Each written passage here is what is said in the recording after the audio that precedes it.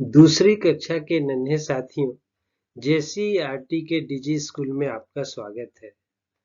विद्यार्थियों, आपकी हिंदी की पाठ्य पुस्तक झिलमिल का छठा पाठ है नटखट बंदर। इस पाठ की कहानी आपने जान ली। अब आज हम लोग इस पाठ के अभ्यास के प्रश्नों का हल करेंगे। आइए चलते हैं अभ्यास के प्रश्न और उनके उत्तर की ओर।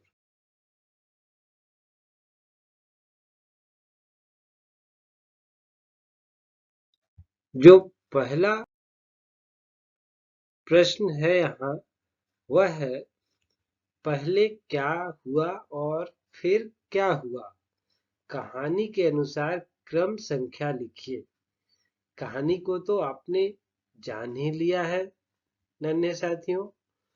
आपको अगर कहानी याद होगी तो उस कहानी के अनुसार यहाँ पर 5 वाक्य हैं। देखिए क्या लिखा हुआ है। बंदर अपनी पूंछ पकड़कर भागा। फिर ख लिखा हुआ है, बंदर जोर जोर से चिल्लाने लगा। फिर ग लिखा हुआ है, बंदर ने पच्चर को निकाल लिया। फिर घ लिखा हुआ है, बंदर की पूंछ गड्ढे में फंस गई। और अंग पांचवा जो वाक्य है, बढ़ई ने फिर से पच्चर लगा दिया। यह कहानी के अनुसार सीधे सीधे क्रम में नहीं है। यह उल्टा पुल्टा करके आपको 5 वाक्य दिए गए हैं।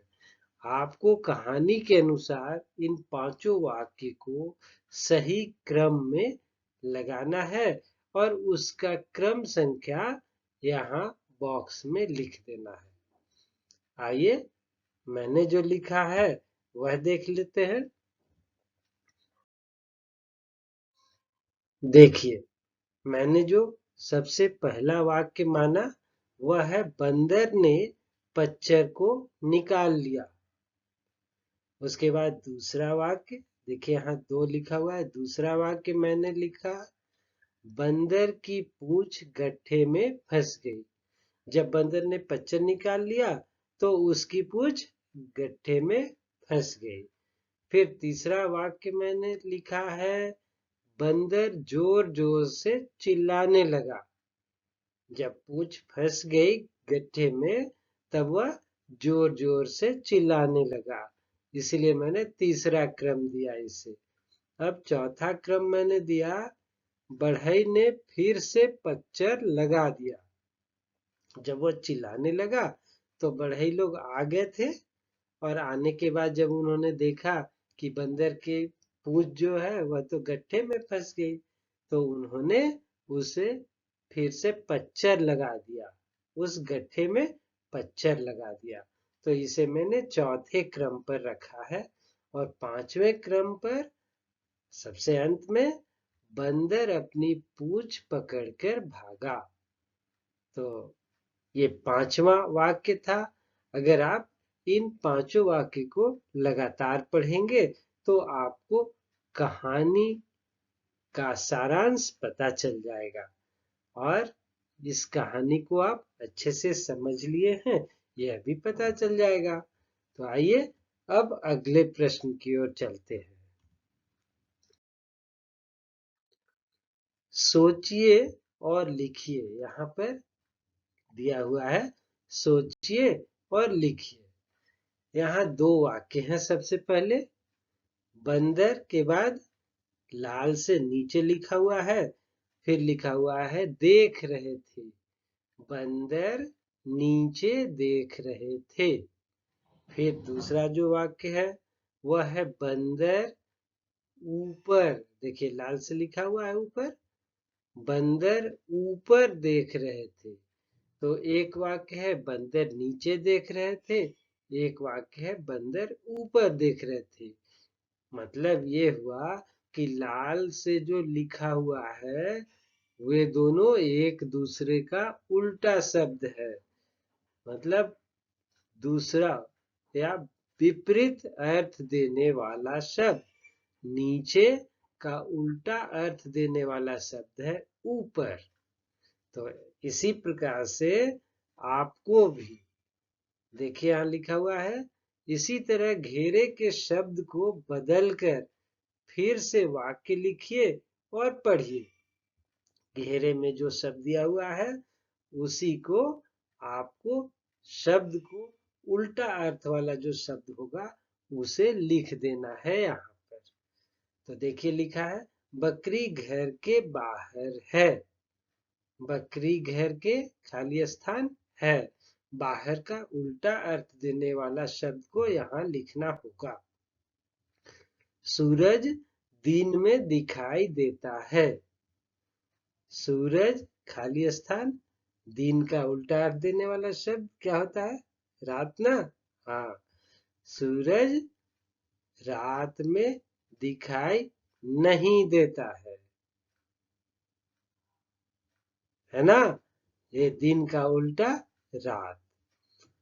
फिर अब देखिए अगला वाक्य, कांता मेरे पास बैठी है। कांता मुझसे, पास का उल्टा क्या हो जाएगा? दूर होगा ना। कांता मुझसे दूर खड़ी है। चींटी पेड़ पर चढ़ गई।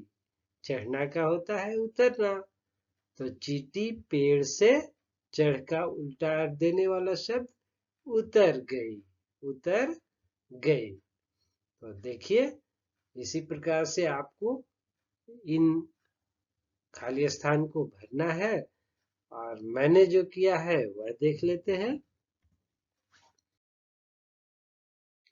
देखिए, बकरी घर के बाहर है तो उसे क्या लिखा मैंने? बकरी घर के अंदर। बाहर का अंदर भी होता है, बाहर का भीतर भी होता है, दोनों में से कोई भी शब्द यहाँ लिखा जा सकता है। सूरज दिन में दिखाई देता है, सूरज रात में दिखाई नहीं देता है। कांता मेरे पास बैठी है, कांता मुझसे दूर खड़ी है। चींटी पेड़ पर चढ़ गई, चींटी पेड़ से उतर गई। ये किया मैंने, आप भी इसी प्रकार कर लेंगे। आइए अब चलते हैं अगले प्रश्न की ओर। देखिए यहाँ लिखा हुआ है, चित्र बनाइए और रंग भरिए। कैसी कैसी पूछें। पूछ जो है वो कैसी कैसी होती है? खाली जगहों में जानवरों की पूछ के चित्र बनाइए। यहाँ पर कुछ दो चित्र लिखा दिया हुआ है।